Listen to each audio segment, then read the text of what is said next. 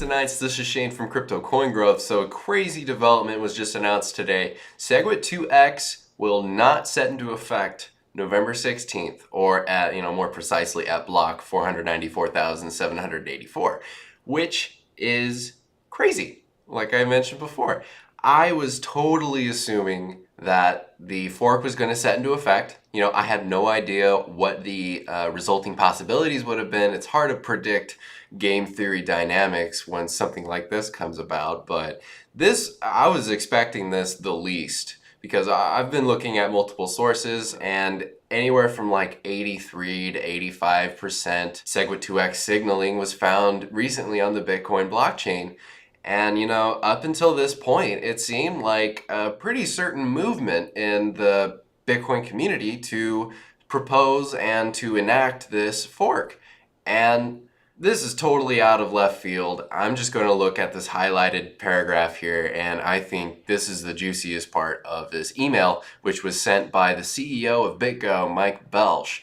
And him, along with Jeff Garzik and Eric Voorhees, they were one of the main signers and proposers of the New York agreement that was back in May, talking about coming to an internal consensus on setting forth with the SegWit2X fork. If you don't know what the New York agreement is, basically it was about the SegWit2X fork and having a handful of entities come together, anywhere from these big mining operations to exchanges and wallet providers, all of them coming together and supporting this fork. So I'm just going to read the highlighted portion here. Our goal has always been a smooth upgrade for Bitcoin. Although we strongly believe in the need for a larger block size, there is something we believe is even more important: keeping the community together. Unfortunately, it is clear that we have not built sufficient consensus for a clean block size upgrade at this time. Continuing on the current path could divide the community and be a setback to Bitcoin's growth. This was never the goal of SegWit2X. And I wholeheartedly agree on their points made here.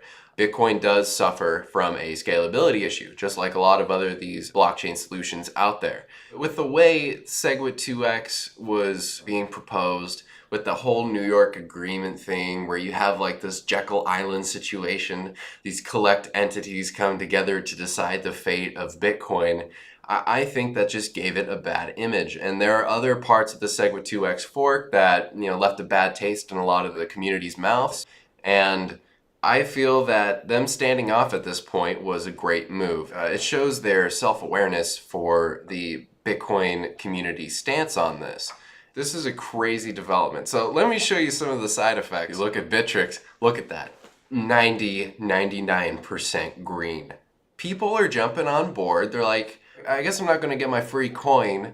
I want to make money on altcoins. They're at a low, and now with all this extra volume being siphoned off from Bitcoin holdings into the altcoin markets, you can see this is a giant surge in altcoins. And if you hodled, if you were holding on to some of your coin before the Bitcoin fork, you should expect a really nice bump.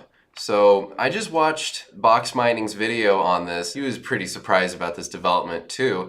And, he talked about this, and he also talked about how this affected Bitcoin's price, which is also surprising. You would think that with all the volume being siphoned off from Bitcoin into the altcoin markets, that Bitcoin would suffer a significant dip. But it's finding some pretty sufficient support. It's still 7,000 plus.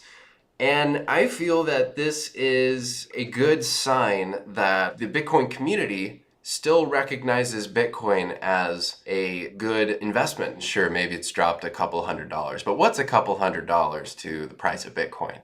It is still going strong, and I think it's going to go even stronger. This is an example of the community coming to their own consensus and saying, hey, Bitcoin is a great coin still. It is the king of the cryptocurrency still. It still has that throne, and it will for a very long time. But for the time being, I think it's great that we don't have to worry about the repercussions of the SegWit2X fork. This is Shane from Crypto Coin Growth, and there you go.